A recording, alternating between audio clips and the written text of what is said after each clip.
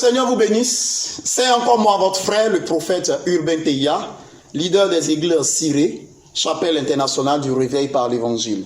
Je suis aujourd'hui devant vous pour vous parler d'un thème qui vous certainement fera du bien par la grâce de Dieu. Nous allons parler de la conscience chrétienne.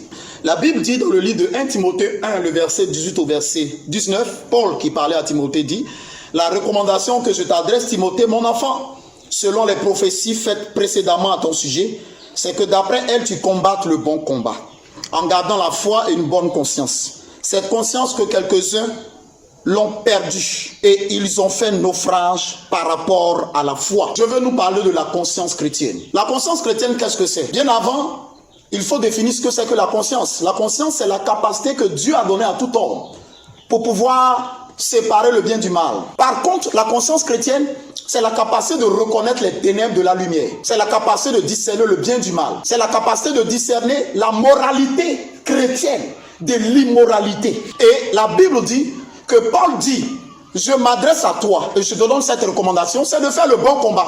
J'ouvre la parenthèse pour nous dire qu'il y a un bon combat. Il y a d'autres qui font un mauvais combat. Et nous, aujourd'hui, je veux aujourd'hui nous rappeler que nous devons faire le bon combat de la conscience chrétienne. La Bible dit, Paul dit, certains ont perdu la conscience et ont fait naufrage dans la foi. On fait naufrage dans la foi simplement veut dire qu'ils ont certainement dévié à travers certaines doctrines. Aujourd'hui, je vais interpeller certains de la part du Seigneur afin que nous ayons une conscience chrétienne.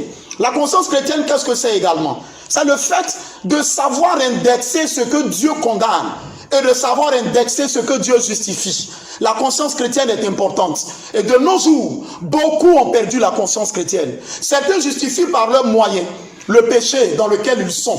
Certains justifient par leurs moyens les actions maléfiques dans lesquelles ils sont. Certains même se justifient de prendre certaines choses et qui prétendent que la Bible le dit. Aujourd'hui, nous allons clarifier certaines choses et j'espère que cela vous fera du bien. En premier lieu, la conscience chrétienne en vous sera manifestée lorsque vous connaîtrez vos valeurs. Lorsque vous connaîtrez, si vous voulez, ce en quoi vous croyez. Et en tant que chrétiens, nous avons des valeurs. Des valeurs qu'il faut défendre. Des valeurs qu'il faut garder. Quand Jésus-Christ était là, les pharisiens ne l'aimaient pas. Les sadducéens ne l'aimaient pas. Pourquoi? Parce que Jésus avait des valeurs.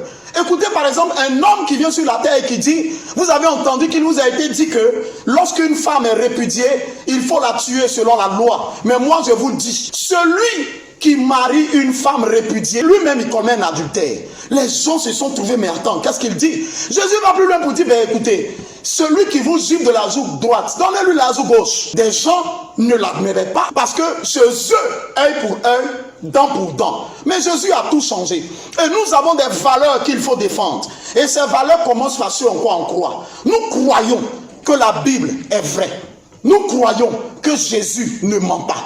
Nous croyons que Jésus est mort à la croix pour nous. Nous croyons qu'il est ressuscité d'entre les morts. Nous croyons que le péché traduit à la mort. Nous croyons en l'existence de l'enfer et en l'existence du paradis. Nous croyons que Jésus reviendra bientôt pour enlever ses saints et pour juger le monde et les nations. Nous croyons au jugement dernier. Nous croyons en la peine capitale qu'est l'enfer, la mort éternelle.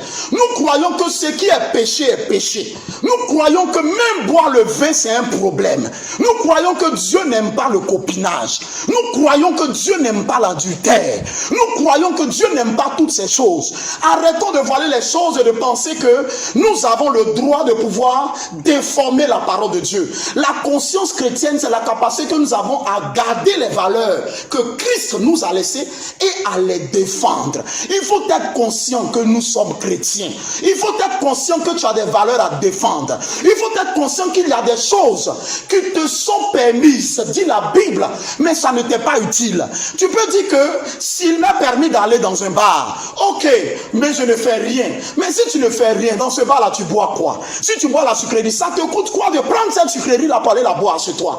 Tu n'es pas obligé de le faire. Écoutez, Jésus parle à ses disciples et il leur dit, il faut que votre lumière luise devant les hommes, afin que les hommes voient vos belles œuvres et glorifient votre Père qui est dans les cieux. Il n'a pas dit afin que Dieu voit votre lumière, parce que Dieu est déjà lumière. caractère. Les hommes qui sont en face de vous, qui ne croient pas en Jésus, ont besoin de voir la lumière de Dieu par votre caractère, afin de croire. Les hommes n'ont pas besoin de voir certaines choses que vous cachez. Non. Pourquoi? Parce que l'homme regarde à ce qui frappe les yeux, mais Dieu regarde au cœur. Et ce passage a été mal interprété. Ce passage veut dire simplement que pour plaire à Dieu, soignez votre cœur. Mais pour attirer les hommes vers Dieu, il faut soigner votre apparence. C'est tellement simple. Il faut que vous défendiez les valeurs chrétiennes. Nous avons des valeurs chrétiennes. Et aujourd'hui, je veux m'arrêter là.